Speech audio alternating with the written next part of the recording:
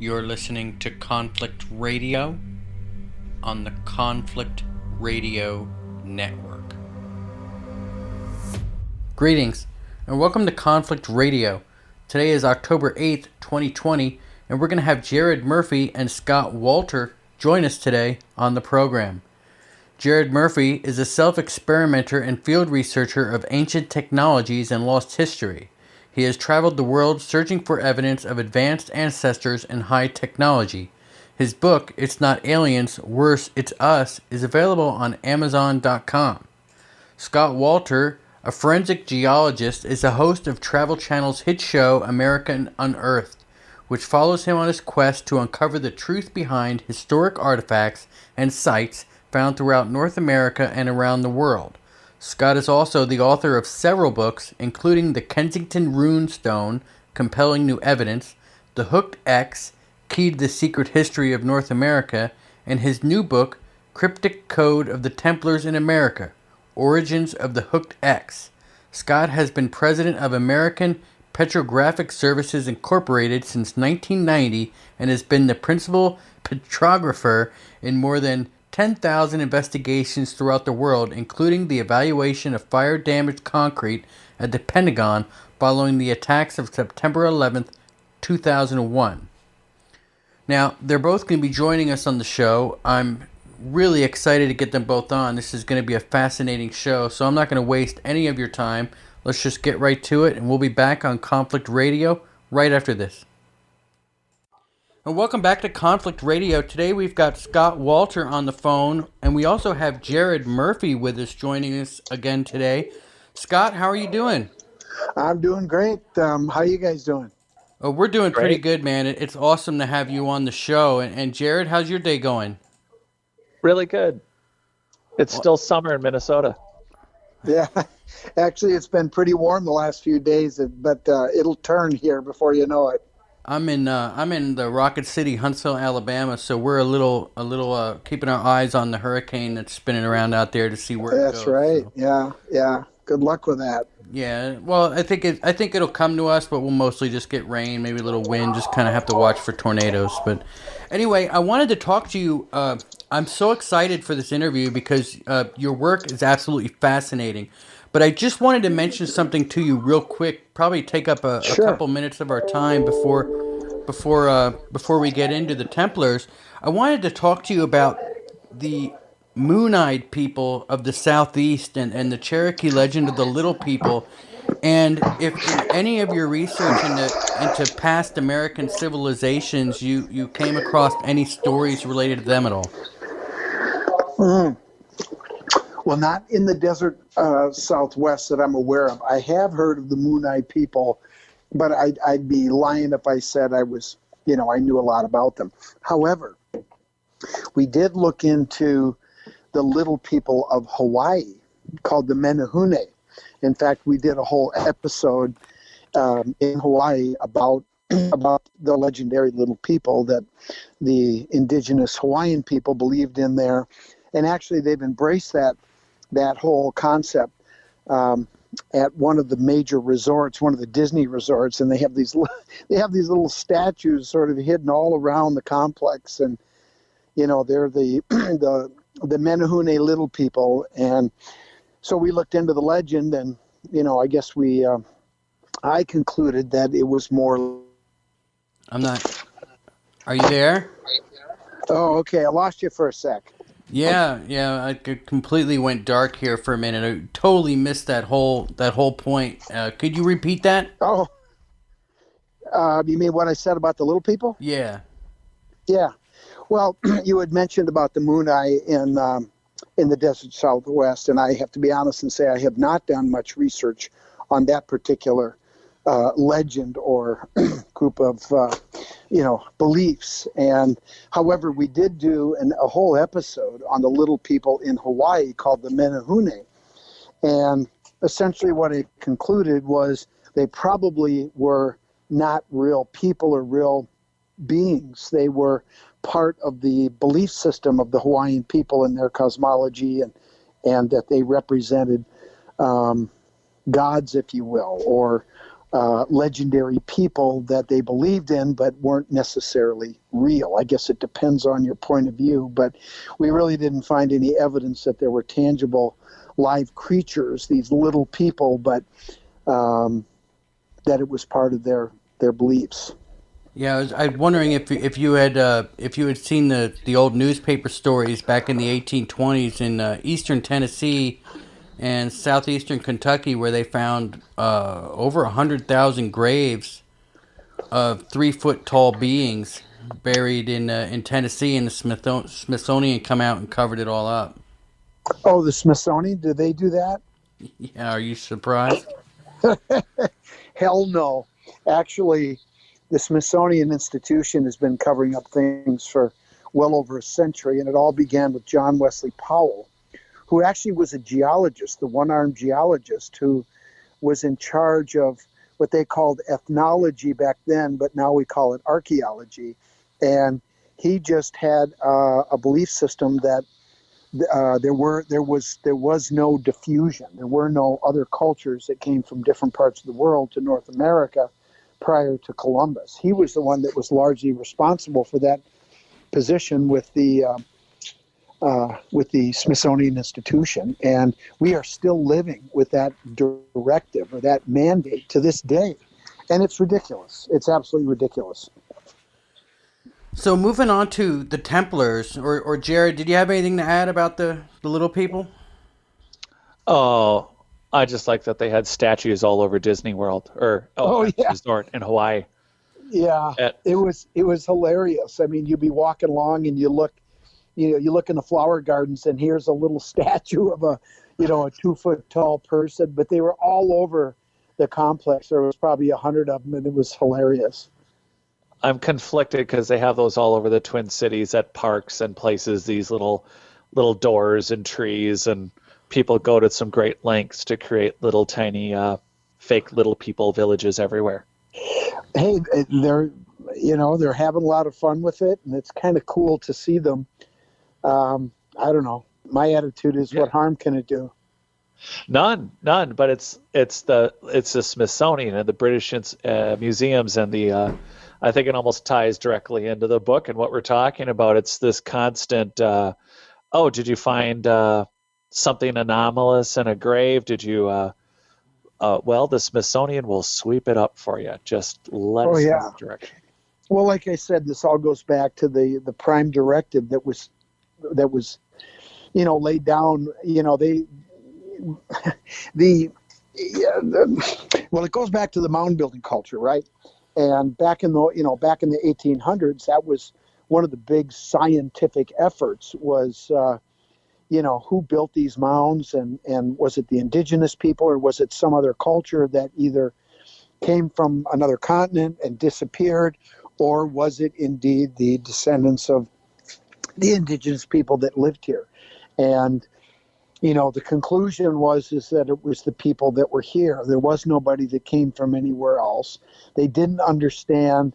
Well, we now know that these things have such high order mathematics, geometry, and astronomy associated with their construction, and trigonometry and high-level mathematics, that the indigenous people couldn't have done this. So who did it? And that's been the debate. But that's really where all of this started, and it was John Wesley Powell who took the initial position that there was no diffusion, anybody coming from other continents. And it's amazing how that was embraced by academia and indeed by, the British Museum, like you said, and really we're living with the fallout of that today, despite all of the just voluminous evidence in so many different areas that fly in the face of that.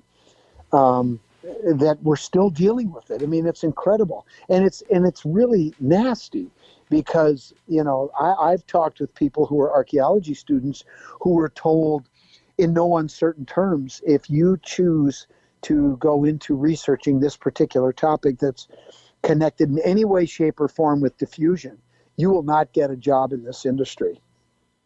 I mean, think about that for a sec. It's a direct threat to your livelihood, your vocation, something that you love, right?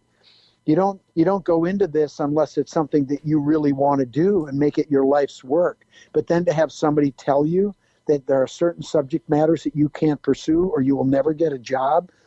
Who the hell does that? I mean, it's amazing. It seems to be systematic. It's a complete organizational, down corporate, worldwide.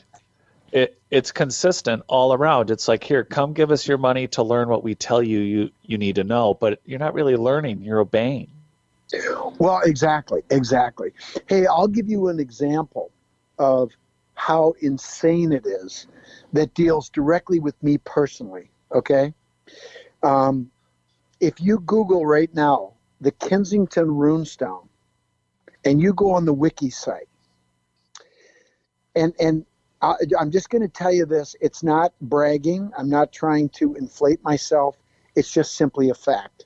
There's nobody in the world living today that has done more, I would argue, good research on the Kensington Rune Stone in multiple disciplines. There's nobody living today that's even close to having done the amount of work that I've done.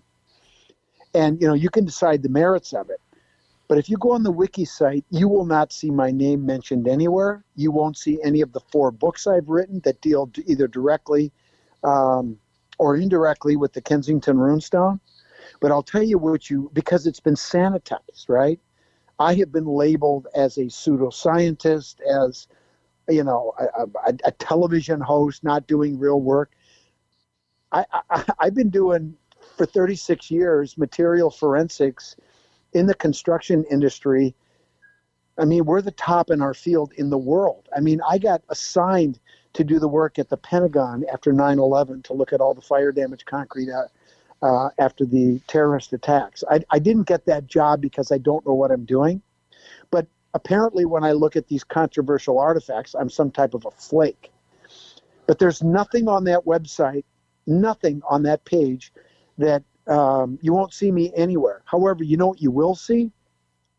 You will see a book written by Professor Emeritus Alice Beck Kehoe, who wrote a book called Examining a Research Question Holistically, the Kensington Rune Stone.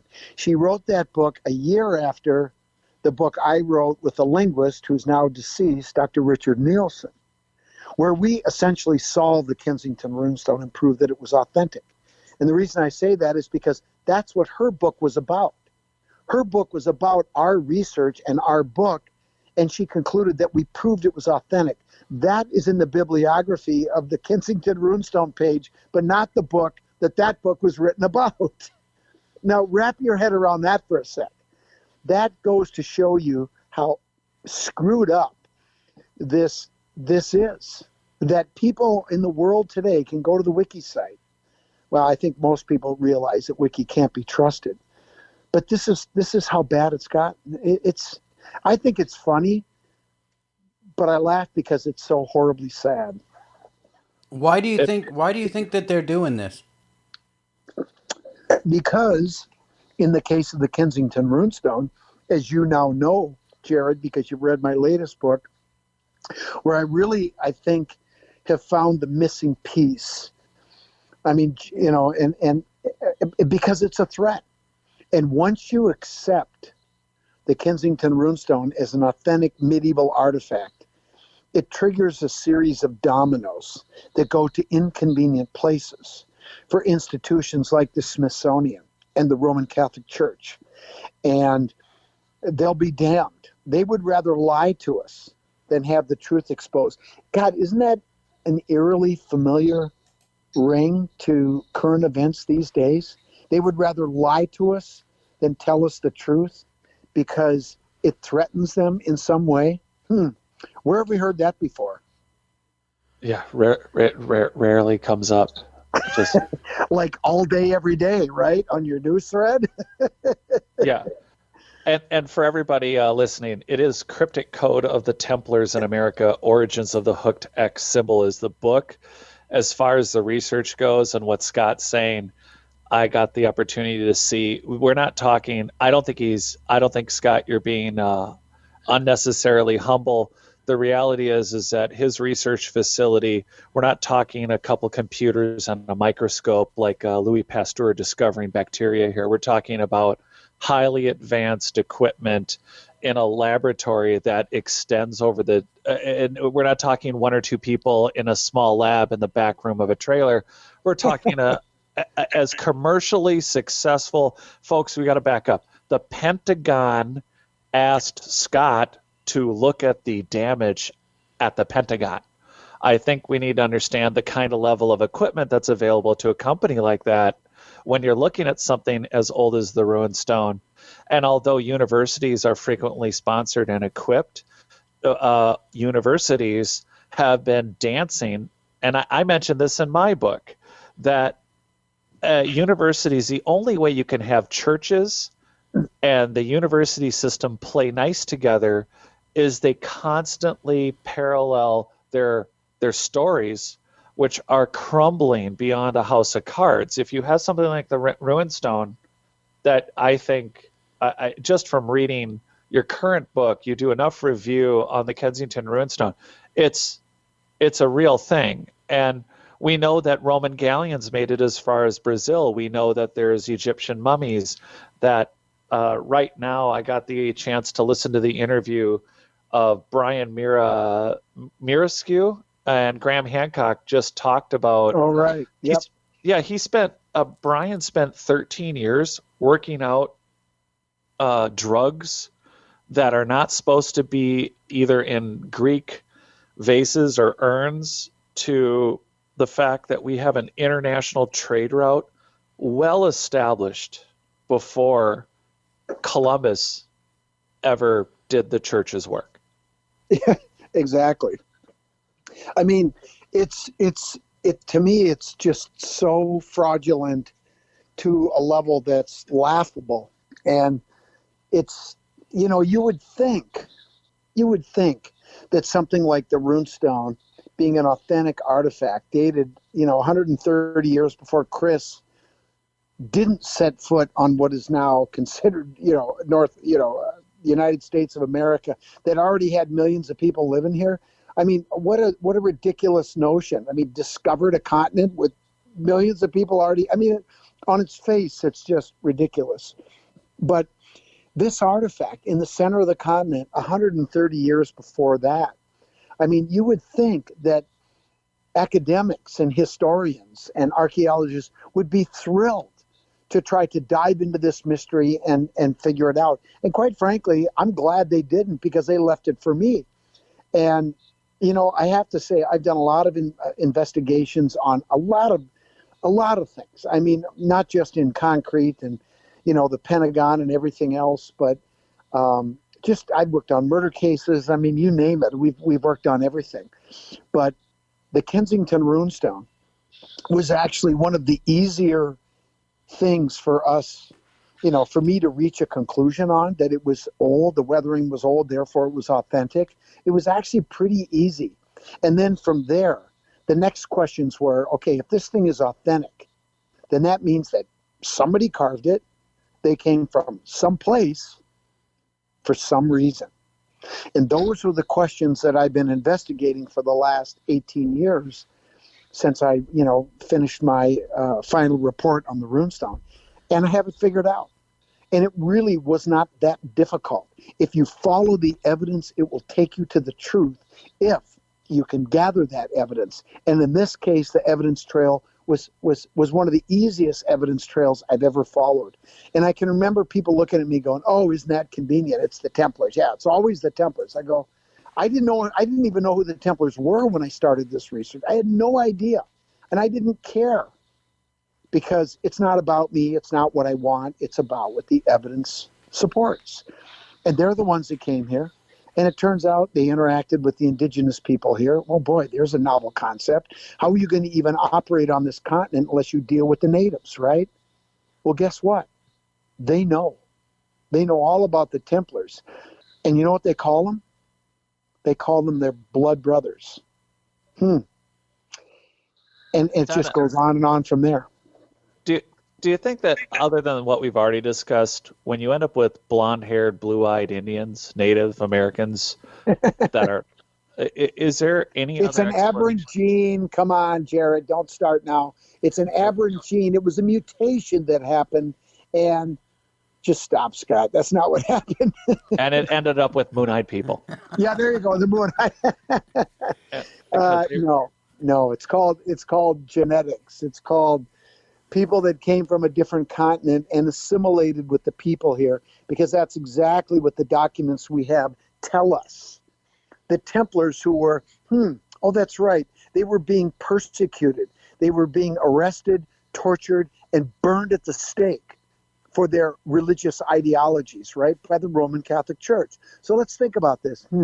I think I'm going to stay here and try to hide out and live my life in fear every day of my life, or I'm going to get on a ship and take my chances over on another continent where the people over there embrace a similar ideology, and we can share our lives together, our rituals together. And by the way, I don't know if you've noticed, but some of the indigenous women, they're pretty cute. And these guys married, they had children, and their children had children, because that's what people do. And they lived a good life here. But the reality is, after a generation, maybe after two, they assimilated. They went native. They became part of the culture here. And the blonde-haired, blue-eyed Indians that you're talking about, those genes get passed on, and they show up. If you guys want to hear a really cool story about genetics and about something you have never heard before, that is so friggin' cool, and I wish we could have done an episode on it, but we haven't gotten to it yet. I can tell you a story you won't believe, and it's fascinating.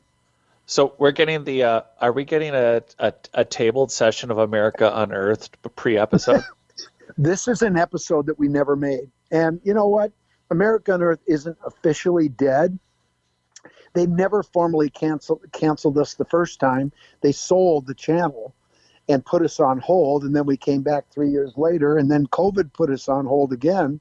So it's possible we could come back, but I don't care, because I'm going to tell the story anyway if you want to hear it. Yeah, yeah, of course. Okay. Well, there's a book that was published in 1932, and it was written by a guy by the name of Richard O. Marsh. And he basically was a researcher who worked for the automobile companies, Henry Ford and Roy Firestone.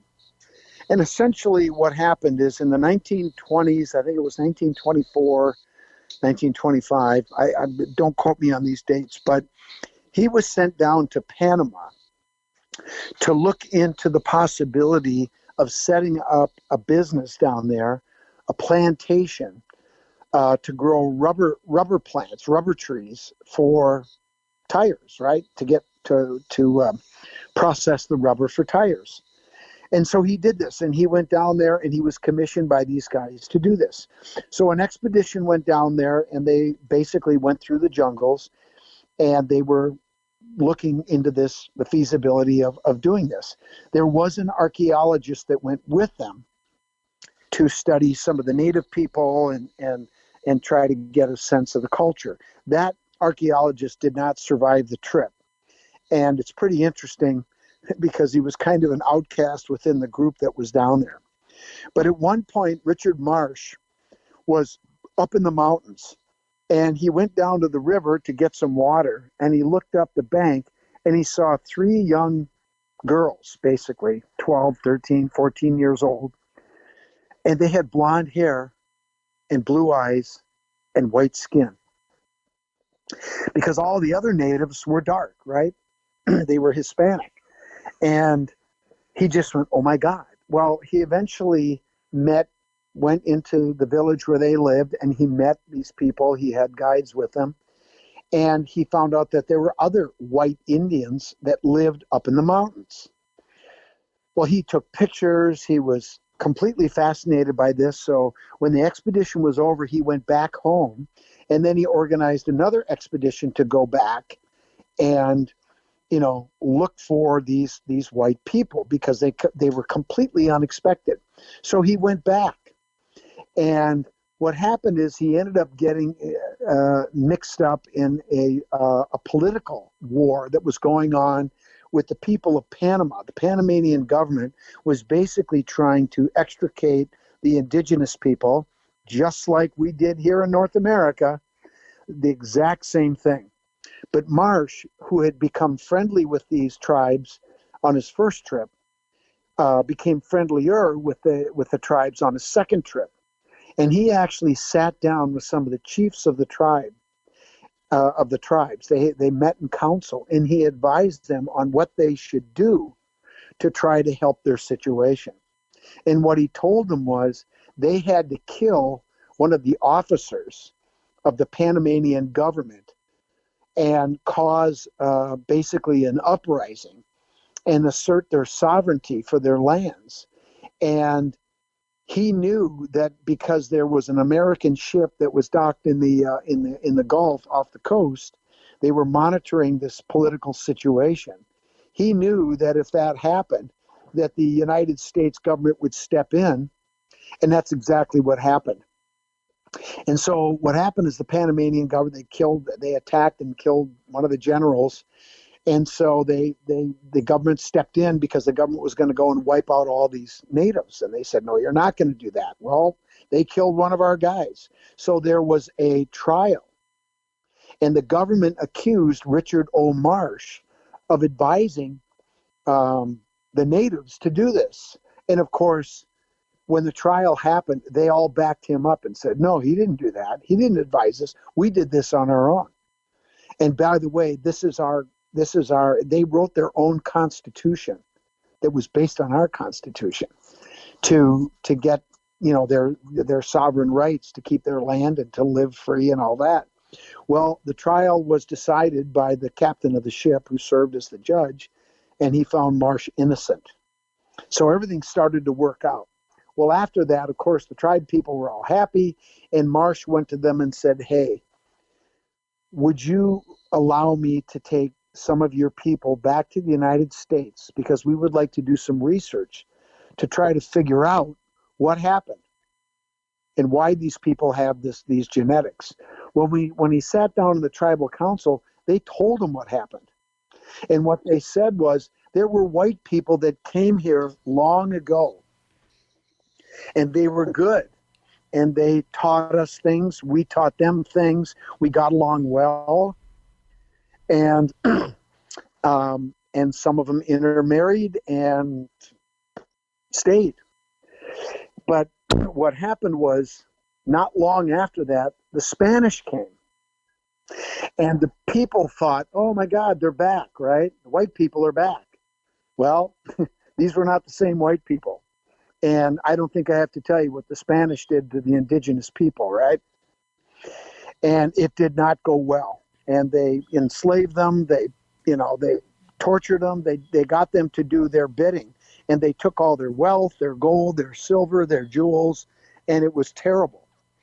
But what had happened is that the white people, who actually descended from the earlier white race that was there probably 100 to 200 years earlier, were persecuted by many of the tribes because they associated them with the Spanish, being lighter skinned. And so they drove these families that had these blonde-haired, blue-eyed kids into the mountains. Otherwise, they would have killed them.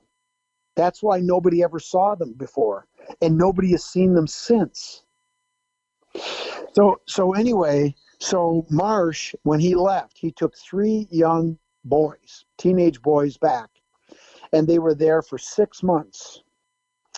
And they were doing all these, these studies on their, the physical traits and all this stuff. But in the last 6 weeks, a linguist asked if he could spend time with these boys. And right before he took them back, because he returned the boys, they took them back to Panama. The linguist sat down with Marsh. He said, Marsh, he said, these guys are not native. Their language, they speak a derivative of Old Norse. And that's what the linguist concluded. So the language that they were speaking had been corrupted, if you will, or had been influenced by Old Norse. So who were those Old Norse people that treated them well and assimilated with them and shared rituals? It was the Templars. Look it up. Richard O. Marsh, the White Indians of Darien, Panama. Huh. Never heard that story before, have you? No, I haven't. See, that's just fascinating because that same group, those trade routes and those established routes, how do you think they kept them secret for so long? Well, if you've got access to people that are willing trading partners, share rituals with you. Remember, you have access to gold, silver, jewels, wood, the things that were valued commodities over in Europe. Are you going to tell anybody? I mean, if you got a great fishing hole or a great hunting spot, hey, everybody, I just shot a 12-point buck here. You're not going to tell anyone, for God's sakes. Give me a break. So did the Phoenicians or Canaanites who were mining the copper regions of the Great Lakes, was that through the Vikings? Is it how? No, how that was before the Vikings. Right. I mean, this is, you're talking going back as far as 3,000 BC. But that's what I was wondering is if there's any records. We always are now. It seems to be unknown for most people, and it's news, and it's surprising to talk about ancient Ten Commandments, Phoenician writing, stuff that's being found in America. But have you actually seen any of that show up in reverse? Like, did they land? Did they stop in England? Did they stop in did they hit the Swedish Nordic coast? Is it possible that they were trading in the reverse? We think of Europe coming after and later, and that north area was maybe natives. But do you see any of it showing up the other direction? Well, where the Phoenicians might have been bringing, trade goods to trade with the indigenous people wherever they went. And I think the answer to that is yes. There are a couple of pieces of evidence that I think are pretty compelling. Have you guys ever heard of a gold Lamellae? Does that ring a bell to you? No, not to me. Okay. Well, there was one that was found about 15 years ago by a guy who contacted me. We were going to do an episode on this too, but we never got around to it. And basically he was metal detecting at extreme low tide off, where Kenny Bunkport is, where the president's compound is. Trump doesn't go there, but the other presidents do up in Maine. Yeah. Well, there's another place called Kenny Bunk, and it was on a beach there that this guy was metal detecting, and he found what he thought was a small nail about 1.5 inches long and relatively thin, but maybe 3/8 of an inch thick, and it was encrusted. He thought it was a nail, and he threw it in his leather bag and forgot about it, right? And then at the end of the season, when he washed out, he told me, he said at the end of the season, he says, I cleaned out my bag, because a lot of the junk stuff he never took out. The good stuff he would take out that day, right? Well, this was considered junk. And he pulled this thing out. But over the course of the summer, the bottom little edge of it had broken off. The crust had broken off. And it was gold. You could see this gold color. So he basically took the rest of this crust off, and then he unrolled this little gold sheet. And it's only about maybe 2 inches by 1.5 inches, very thin. And it's filled with these symbols of an unreadable text that I have no idea what it is. And that's why he contacted me. And I thought, Jesus Christ, this is amazing. So what I did was I said, well, I can't really do much. There's no weathering. Gold doesn't really weather. But I said, I can tell you what its exact composition is. And so we put it in environmental SEM, and we got an elemental breakdown. This thing was like 99.3% gold. There was a trace amount of silver, arsenic, and some other lead and some other elements. But the elemental content of metals was about the same as other lamellae that had been found that date back to the Phoenicians. And basically what this thing is, I mean, I don't think I have to tell you guys, even today, traveling on the ocean is dangerous business. Well, back then, it was really dangerous. And so what these sailors would do is they would have these little prayer lamellae foils, right, with these prayers on them. And they would roll them up, and they would put them inside of a leather pouch, and wear it around their necks for protection, right? It was like an amulet. Protect, the goddess of the sea, protect us from harm. So how did this thing end up in Maine if there weren't people coming over here? And last I checked, if you come over here and you hit, say, down in the northeast coast somewhere around the Cape Cod area, you're going to work your way up the coast until you get into the St. Lawrence River, and that's how you're going to make your way into copper country. And no, we don't know how old that Lamellae is, but how did it get there? I don't think somebody planted it. Pure gold. And it was completely encrusted in this carbonate crust that he said all the pieces we find have this, varying amounts of it on there. It just depends on how long it's been down there. Now, in your book, you talk about how the Templars found John the Baptist, I guess, in the box, right? Underneath the temple? Right. Yeah, the stone box is called an ossuary, Mm-hmm. and it has particular dimensions. On the box it said Jan. His name wasn't John. There was no J back then. It was a Y, and it said Jan. And we presume, because they also talked about how the skeleton, when they looked at the neck area, those vertebrae had been cleaved off with a sharp, heavy axe. So the presumption is that it's John the Baptist, and I'm sure it's John the Baptist, because one of the things that's very interesting being a Freemason that a lot of people don't realize unless you're part of the craft, that all of our lodges are dedicated to the Holy Saint John, or in some parts of the country, the Holy Saints John, meaning John the Baptist and John the Evangelist. And of course, that is a symbolic reference to the solstices, the spring and winter solstice. But that's a whole nother thing. Everything in Freemasonry, all the symbols have multiple meanings at multiple levels. But in any case, the original saint of the Templars and of the tradition that they came from was John the Baptist. And of course, John the Baptist was the one who initiated Jesus. The church calls it a baptism. It was an initiation. I'm just telling you what's going on. I'm not going to play games with the church. I don't care what they think. Yeah. And so he was the guy, right? He was the guy.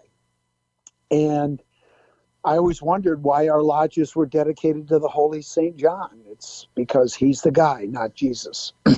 And so there's also a word called the Bahumet or the Baphomet. And a lot of people think that it's you see this goat-like figure that's often depicted as this Baphomet, that it's some type of hellish creature that is negative, and they don't understand the symbolism behind what the Bahamut is. But at the end of the day, the Bahamut is John the Baptist. And so when they talk about the Templars, one of the charges that was leveled against them is that they worshiped the head of an idol. Well, they did. But that idol wasn't Bahamut, this goat-like creature that the church tried to accuse them of. It was the head of John the Baptist. I've watched a lot of episodes of your America Unearthed, and I think one of the things that stand out to me is that I'll never be able to look at an Exxon station again without seeing the double cross. Without seeing the cross of Lorraine. Yeah. Well, come on. I mean, it's right there. It's pretty obvious. Well, you look at the cross of Lorraine is one of the symbols of the Templars, right? That was the cross they carried when they came into Jerusalem in the First Crusade, and it's their cross. And if you look at it on the Exxon symbol, you see a red cross that's sitting on a white background. Well, the colors of the Templars are red and white, and there's a blue banner on the bottom that almost looks like the ocean. And you've got this red cross that's tipping to the west, like the Templars came across the ocean to the New World in the west. Or Yeah. am I just reaching? And it's right there in the Exxon logo. Now, I have a question about the cross and swords that were found in the Caliche in Tucson. Yep. Did you ever find a limestone source for the Caliche? Oh yeah, the limestone source is in the alluvial gravel that makes up all the material that's built up to 6 feet above the artifacts. So when it rains, and groundwater percolates down through the alluvial sand and gravel, it leaches out the calcite from the rock, and it deposits it in a layer where it becomes trapped. And that was the layer that these artifacts were found in. Now, some people will say, well, how can you get 6 feet of buildup like that in only 1,200 years? Well, if you've ever been to the desert Southwest, it doesn't rain very often. But when it does, it pours. And it creates these flash floods that can move, a hell of a lot of material, and it can pile up awfully fast. In fact, in some really, major events, you can get 6 to 12 inches of alluvial deposits in one event. So building up 6 feet of material over these artifacts that had been laid down on the ground, most likely as offerings. They were all found in the same horizon. So they all date to the same age. And there's no problem at all for that alluvial material to build up in 1,200 years. In fact, it's totally consistent. Yeah, that's fascinating. How much treasure do you think the Templars brought over here? Oh, shitload, man. They brought a lot. And they buried it in many different places with the eventual goal of using that to found the New Jerusalem, the new sanctuary, the place where they could live in freedom from persecution from the Roman Catholic Church. Who suffered that persecution? The Templars, where they could practice freedom from religion. And you know what I find so offensive today is that the majority of people in this country think that the United States is a Christian country. No, it's not. It is not a Christian country. We may have more Christians in this country than any other religion, but we are not a Christian country. And there's a reason for that, because our founding fathers knew exactly what the Templars had gone through because they inherited that tradition. Most of our founding fathers are bloodline descendants of those Templars, so they knew exactly what these people suffered through. So for anybody who wants to get on their high horse and talk about, the self-righteousness of what they think the Constitution says and what it means, I will tell you right now, the Constitution of the United States of America is a Masonic document. When we take our obligation in Lodge, you can take it on a Bible, on a Quran, on a Torah. Our indigenous brothers take it on an eagle feather. You can use whatever book you want, because at the end of the day, whatever deity you pray to, whatever you call it, whatever you think it is, in any of those religions, we're all talking about the same damn thing. That is why we are not a Christian country, because you are free to believe whatever you want. And we have forgotten that in this country. And that's one of the things that I hope will come from this research that we're doing, is that the current leadership on both sides of the aisle don't even understand what the hell they're talking about. And as a Masonic brother, it hurts me to see how far this country has gone astray and where we came from. And this is the frickin' mess we have on our hands right now. Sorry, I'm getting a little excited, but that's the truth. Yeah. So you've also said that you think some of the Templar gold was sold to finance the revolution. Is that true? Absolutely. That's what they used it for. What kind of evidence have you found that suggests that? Direct testimony and documents that we have not published yet. Okay. And the whole story about how they went up and did it. And by the way, we pitched this idea to History Channel a few years ago. And boy, just a couple months after we were in that private meeting where everything was confidential, that's the graceful exit for the Curse of Oak Island show that's coming up. Because there's nothing on Oak Island, but they now have their graceful exit. And we gave it to them. Oh, the founding fathers came up to Oak Island, recovered the treasure, and they used it to fund the revolution. How noble. Do I sound bitter? Do you have any questions, Jared? Yeah, Scott. Okay, this is a just for a side point for those wondering about how many of those founding fathers were Masons. Well, in Masonic documents, we have 53 of 56 signers were Master Masons. And that's I just thought that would be an interesting side note. And then I was going to back up for of those Templar treasures and what they did to lay a foundation to create a space or a country or a land for them. I know I rewound back to the Phoenicians and the general open trade routes and that Right, world was right. And then we touched on it for a second when Michael brought up the Templars getting under the temple in Jerusalem, finding John the Baptist and other remains and other documents.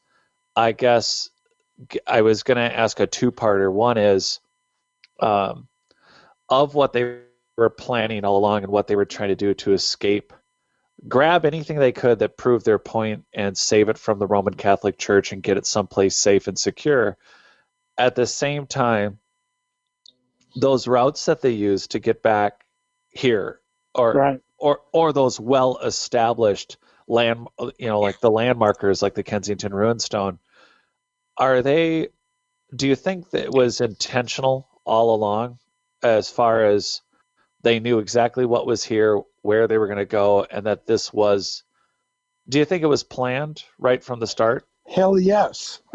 And what you're intimating, I think, by bringing up the Phoenicians did knowledge of this land to the west that the Canaanites called America. Sound familiar? And they followed the evening star to the land to the west. And that evening star is Venus when she's an evening star. And, I'm going to ask you guys a question. I think you know the answer now, Jared, but be honest. Pretend you didn't read my book, okay?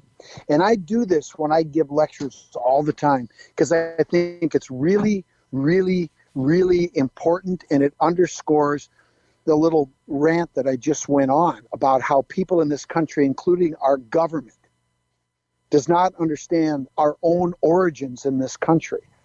So I'm just going to ask you a question. Michael, you answer honestly. I know that Jared now knows, but pretend like you didn't read my book. No pressure, Michael. Okay. I think we all agree that the most iconic symbol of our nation is the five-pointed star, right? There's 50 of them on our flag. Yeah. I mean, would anybody argue with that? No, probably not. It's there. No. Okay. So let me ask you this, guys. If that's the most iconic symbol of our nation, how many people in this country do you think, and I'm asking you guys now, know the origin of where that symbol came from? Not taught to anyone ever in school, ever, at any grade level. Michael, be honest. I would guess the Star of David.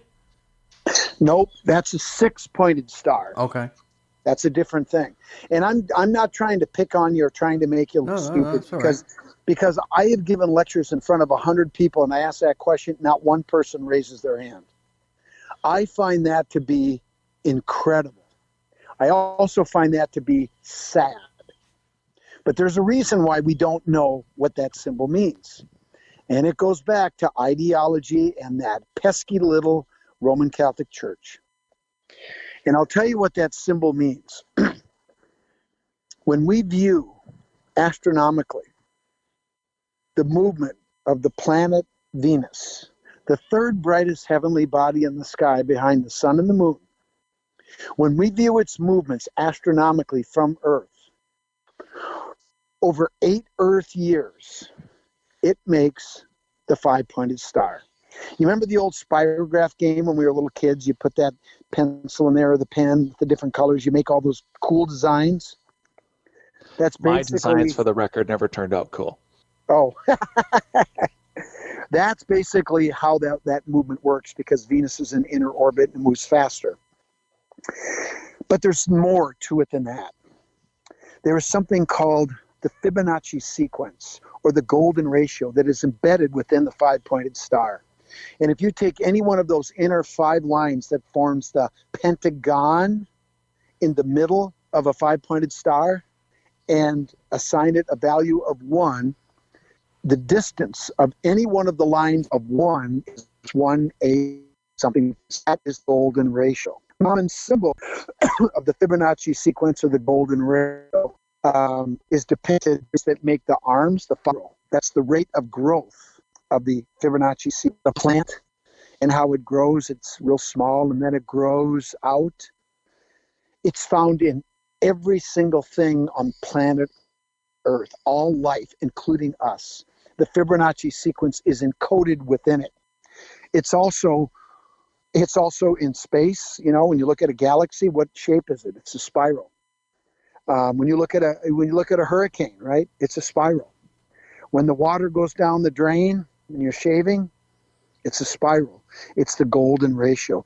It's in everything in the universe.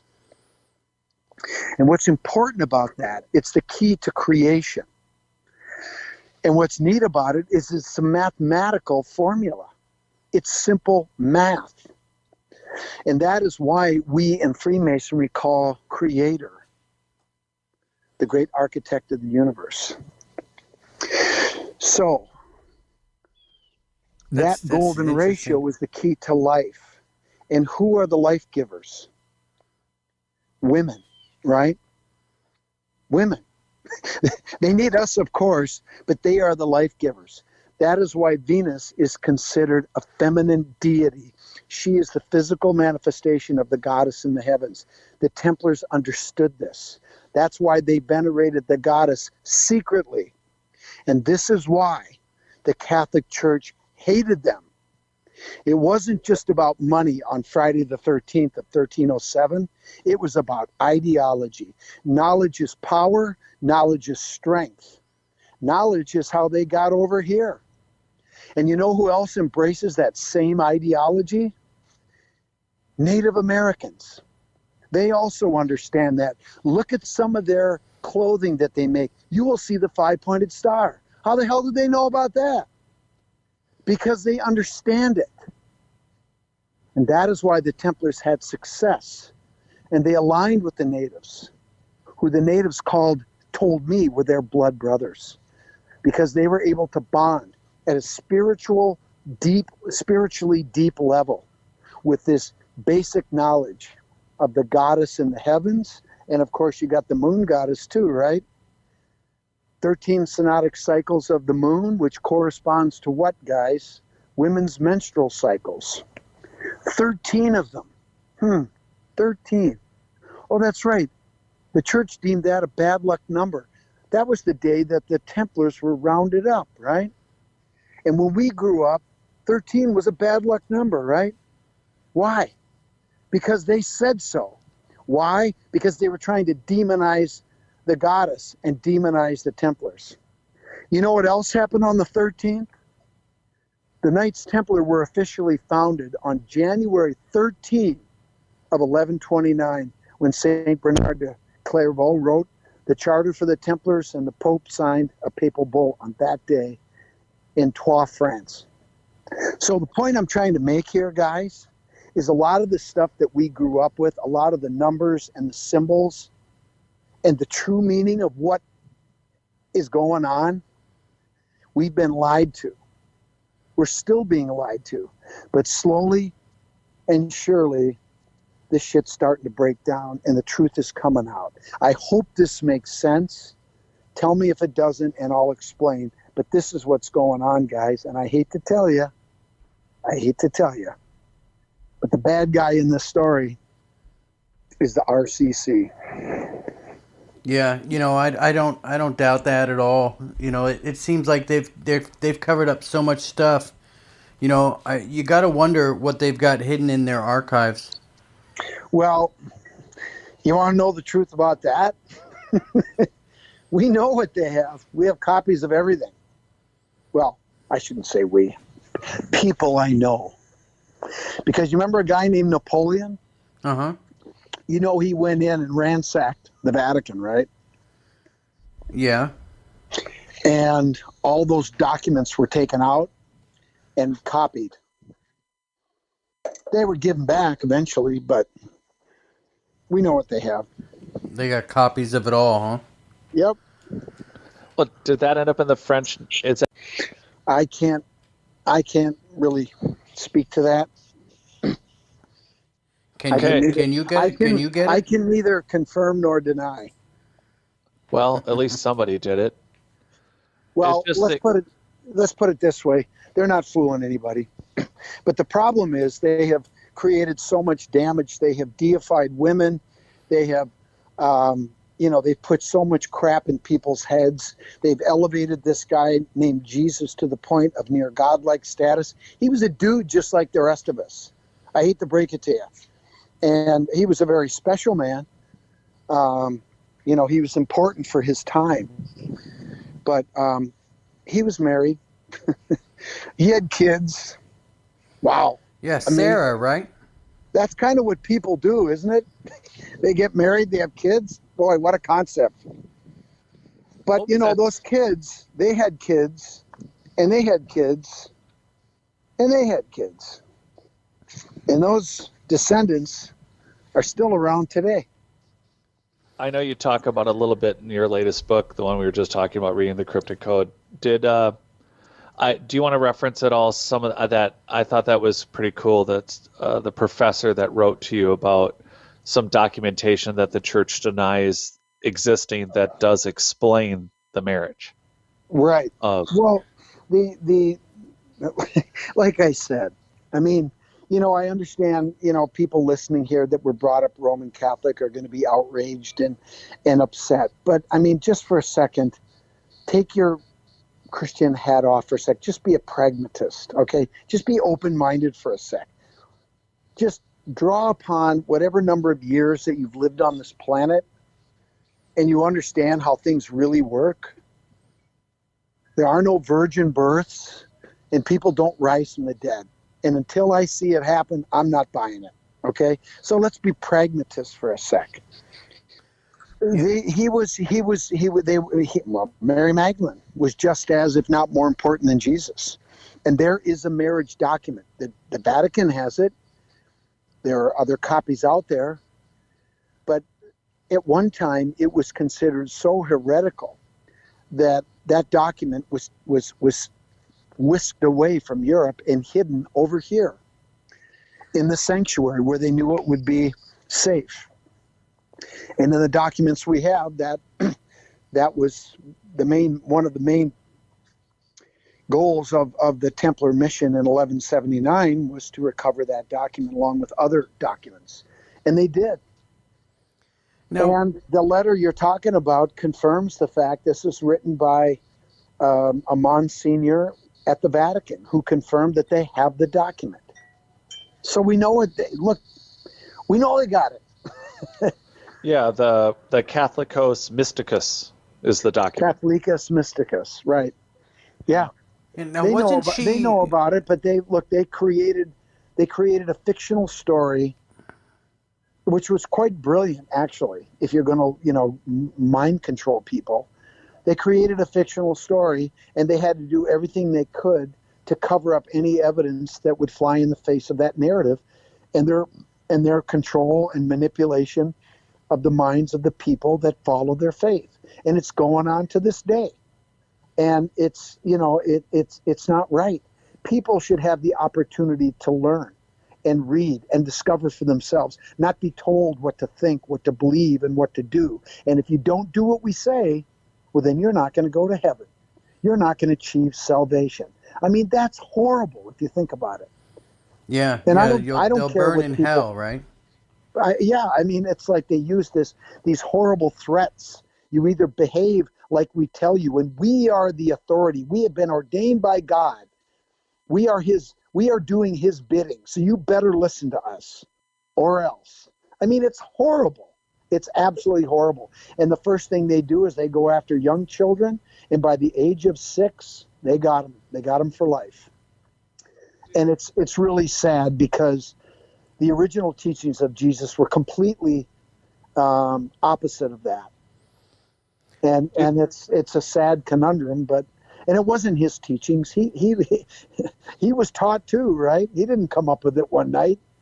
He was taught, and his teacher was taught. Just this has been going on forever.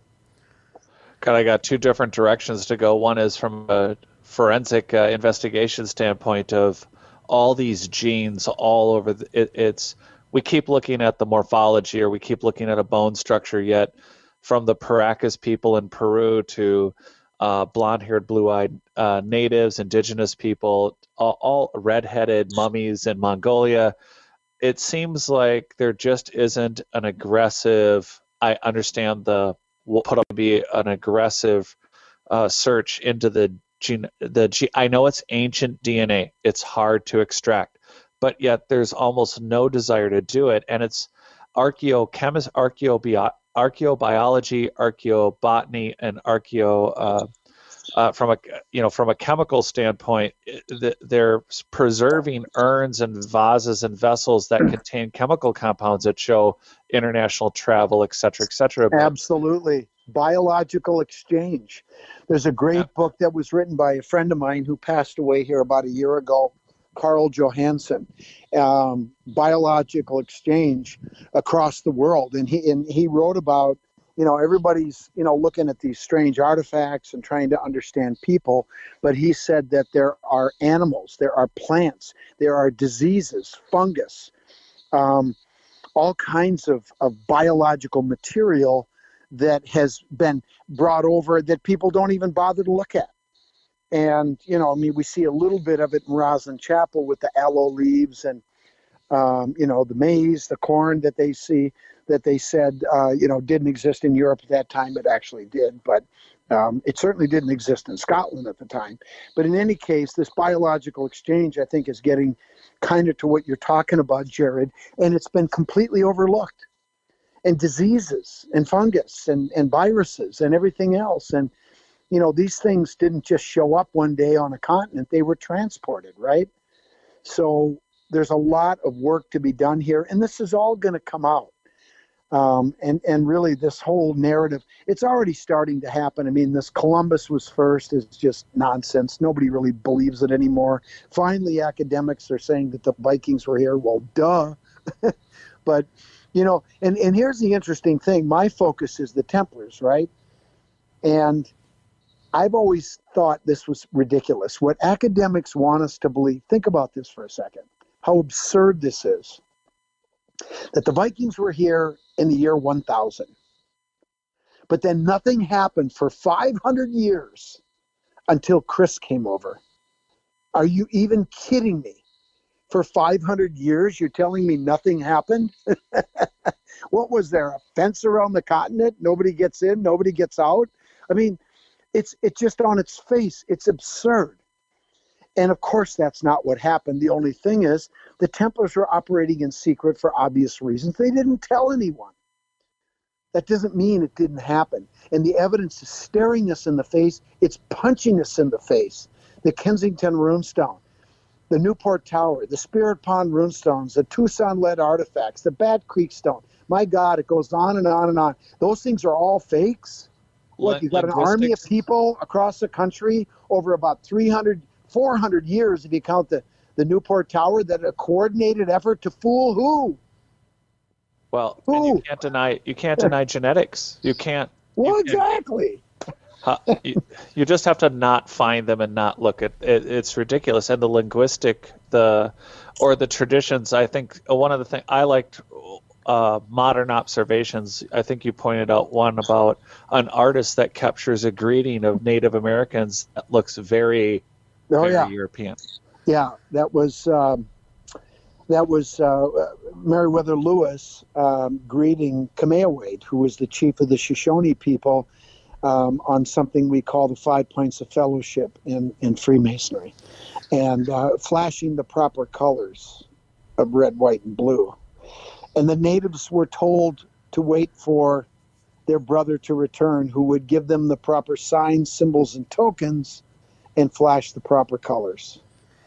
And Nobody knows about this stuff, but it's time. Look, the natives were persecuted for a reason. One of the other things the Templars did when they came over here and intermarried with the natives is they brought the bloodline with them. It was flowing in their veins, and they intentionally put it in the natives to protect it, which is one of the convenient things that happened with the genocide of the indigenous people. You get rid of the witnesses, right? Yeah, isn't it proven that Columbus's stepfather was a Templar? Jewish. Columbus was Jewish. Yeah, but his father-in-law or was a Was a Templar and he had drummond. a map. He was directly a bloodline connection to the Sinclairs, and the Sinclairs were the first. Well, not the first, but they brought over a hoard of 8 treasures in 1398. Do you think they got the Ark Henry of the Sinclair Covenant had over been here? here twice already. What's that? Do you think they got the Ark of the Covenant over here? Well, the Ark of the Covenant is an interesting thing because everybody thinks it's one ark. The secret of the Ark of the Covenant isn't where it is. It's how to make one. And the next page in the book that you're reading, Jared, in my book, you will read, it's called The Ark. And one of the pages in the Cremona document are the instructions on how to make one. Now, we don't give the translation. It's all in Theban, the picture that I show, and I sort of allude to it. I'm not going to give people the instructions on how to build an ark. I'm not going to do that just yet. But there are lots of arks, many different ones, different sizes. And basically the ark is a power source used to power certain things. When you look at all this stuff, Scott, as far as I know, we've been talking about the Templars and this segment, this snapshot in our history, which although a few thousand years, it's still part of a history where you've crossed America so many times. And have you seen things that you've been wanting to get to in our prehistory? I know on your show you've certainly talked about, or in general, there's the conversation of the Mayans or Right. making it as far as the Middle Americas. But we're talking even further, megalithic speaking, like some of these either mound or pyramids that have been found in the United States or even in Wisconsin, like in the lake. Do you see that? Is there any more megalithic size or style things that have been left completely uninvestigated, that not so much ancient beginning cultures, but more advanced megalithic size building cultures in the North American area? Are there more out there? Of course there are. There's all kinds of stuff out there that. Yeah, have you? I've been looking into myself privately. A lot of stuff. So, absolutely. This place is a treasure trove. A lot of stuff is sitting right there under people's noses. They just don't know what to look for. They don't realize what is hidden in plain sight. Yeah, it just constantly seems like there's this narrative. It gets blurred and fogged by the start of the story being, well, there were Native Americans here and Columbus didn't discover this, but then the entire history of America is one of either Native or Central American people, and not even prior to that, the original builders of the basalt sections of some of the Central American Mexican pyramids. You have multiple cultures rebuilding, readapting, existing what were once megalithic structures have been rebuilt with mud brick, basalt. And those bits, what do they build back into when they were first built and they weren't just one piece of a megalithic structure recaptured and rebuilt into a pyramid? Yeah, I mean, really, we're just tapping the surface, scratching the surface of the unknown history of not just North America, but of the world. And of course, the other thing that recently has sort of captured my imagination and opened my mind up to thinking about, I don't really have a lot to say about it at this point because I haven't done enough research to draw any conclusions. But, the whole idea of extraterrestrial contact, I think that's something that needs to be out on the table and looked at more carefully. I know a lot of people think that there are, we've been visited and are visited, and that's an interesting concept. It gets a little out of my bailiwick a bit, but I'm certainly open to any new evidence that comes in that might force us to open that door and look into it. Some of these things that we see at these sites that you're talking about with these megalithic sites, they defy explanation. They seem to indicate a higher order of knowledge and understanding and technology and engineering and I'm not ready to say that the people of this planet were not able to achieve, but some people have suggested that they had help. And again, I'm not going to draw a conclusion. 5 years ago, 6 years ago, I would have said, forget it. But based on what I've seen recently, I'm open to it. Now, you said you found the instructions on how to build an ark, and it's possibly a power source. Have you built one? I can neither confirm nor deny. Okay. I have a question because I guess we got about 10 minutes left of your time. Have you heard of Upheaval Dome Is that a specific location? in Canyonlands? I have not. I have not. Okay, well, Upheaval Dome in Canyonlands is a huge crater, and they say they've had geologists look at it, and they claim that it was planetary lightning that caused this huge crater to form, and it's basically an electrical discharge that went from Mars to Earth and caused this huge crater to erupt in Canyonlands Park. It's called Upheaval Dome in Utah. But I was talking to some Indian friends of mine, and they've told me that what happened is that there was a large city out there, and they got a hold of the Ark. The original people, they got a hold of an Ark of the Covenant and did something to it to where it created this huge explosion. And the reason why they say that that it's possible planetary lightning is because all of the quartz has been electrified. Right. Vitrified. Yes, vitrified quartz. Vitrification is a process basically where when you have a very super hot, high temperature lightning strike, it causes the quartz to, instantly melt and reform as glass. And those are called fulgurites is the name of those. And they kind of look almost like a tree or a root, and they branch and they go in different directions. But there's also areas, and they're found all around the world, where they have this vitrified glass from these something more than just a lightning strike, which is fairly isolated. Some people suggest, like Graham Hancock, that there were, or not Graham Hancock, Robert Schoch, a geologist, Harvard professor, and a really smart guy, and a really nice guy too, who has suggested that there was sunspot activity that caused huge lightning strikes, some is a mile wide, that caused these large areas of vitrified glass. And I think that might be what you're talking about. So I am aware of those. They're found all over the world, including right in front of the Great Pyramid. So that might be what you're referring to. Now, this is a 500-meter deep crater in the middle of Utah that the Indians say, old Indian legend says that was caused by the explosion of the Ark of the Covenant.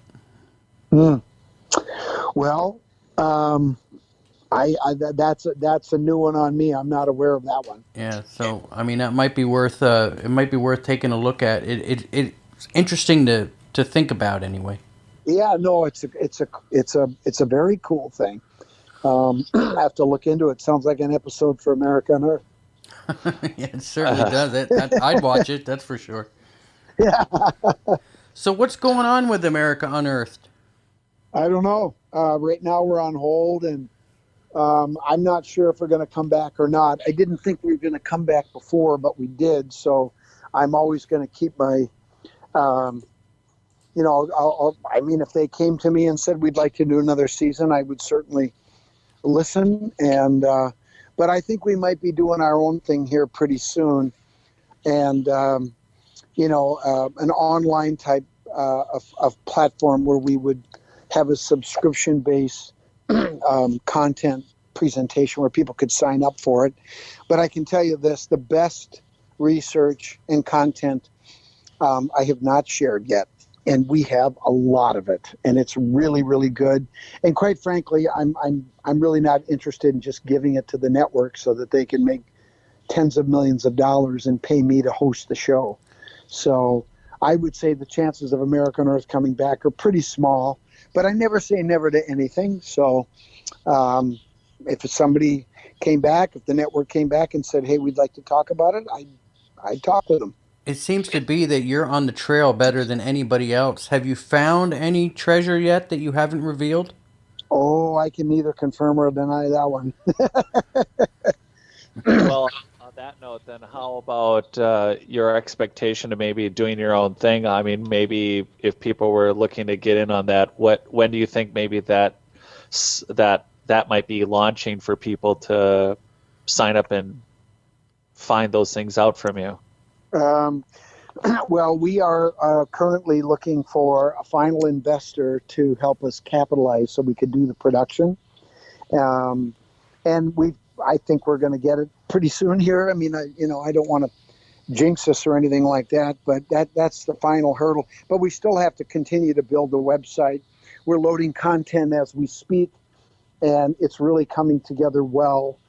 And so I would say realistically, it'll be 2021, but exactly when it launches, I can't say.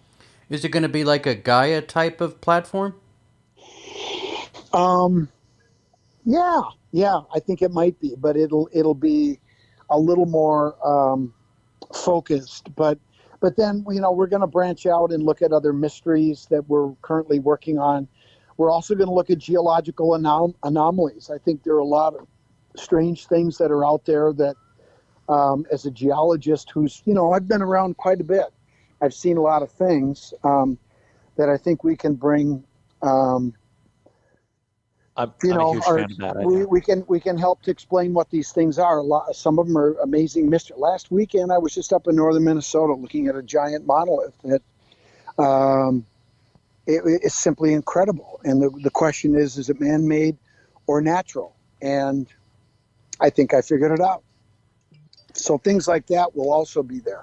That's pretty awesome. I certainly hope you look at Upheaval Dome, because if what I'm hearing from the, my Indian friends are true, a lot of the Templar treasure is buried underneath Upheaval Dome. Huh.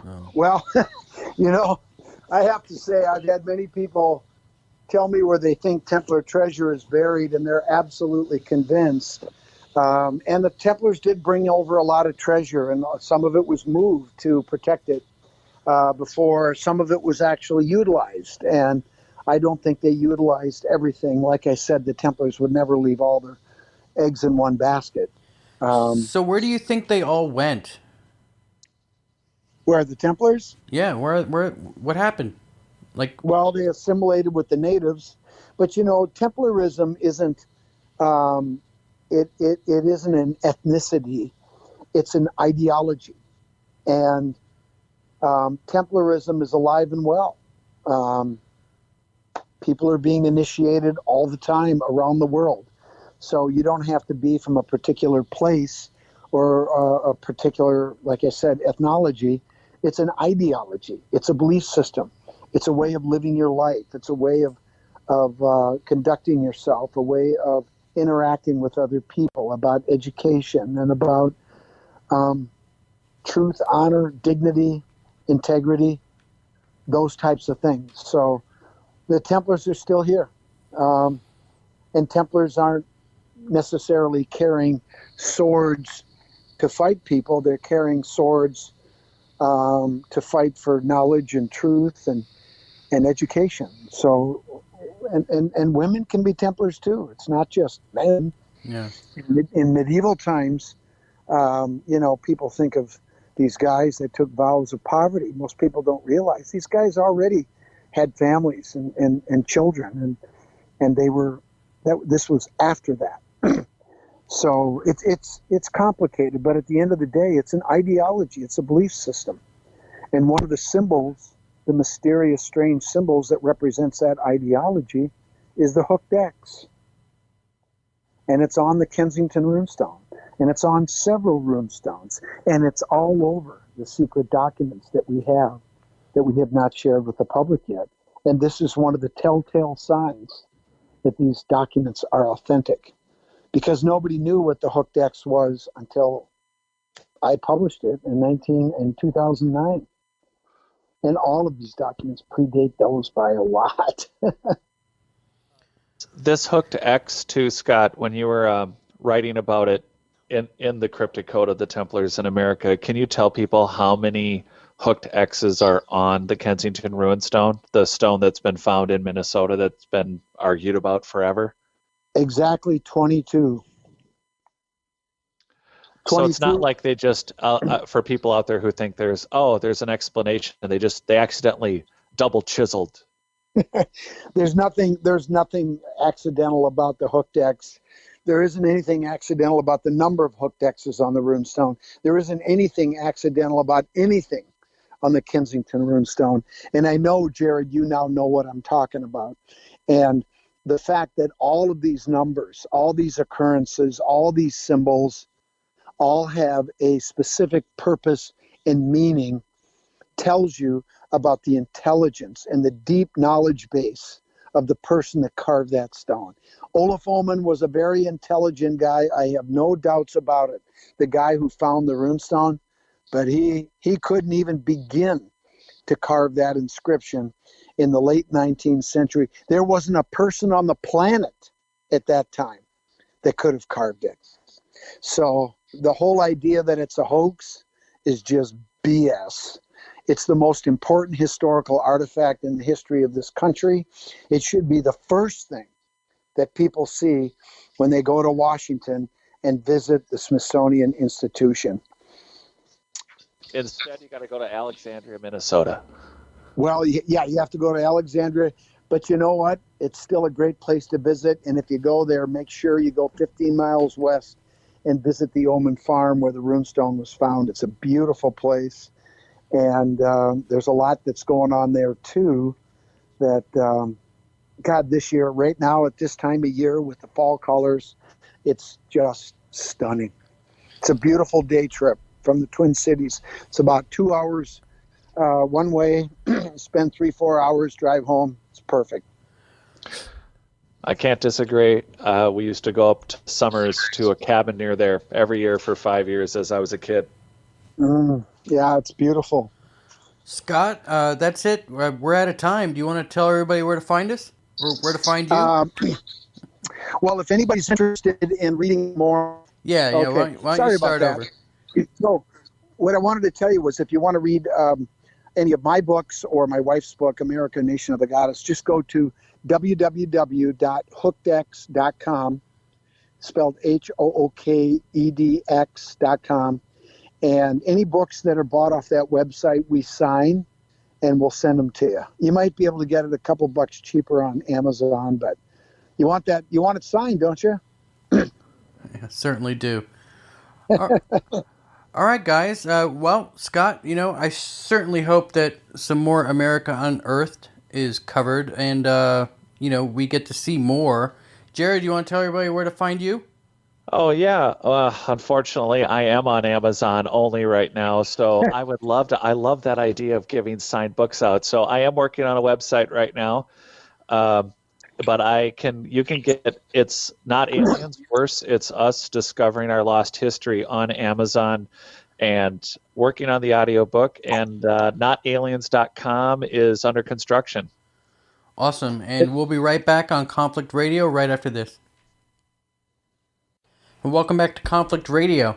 That's going to do it for us today. Remember, you can always find us online, www.conflictradio.net. You can also find us on YouTube. Just go to YouTube and search for the Conflict Radio Network. That's how you find us. Go ahead and like our videos and subscribe to the channel. You can also find us on Apple iTunes, Spreaker, and all of the normal podcast catchers. Until next time, this is Conflict Radio signing out. Batten down the hatches and be safe.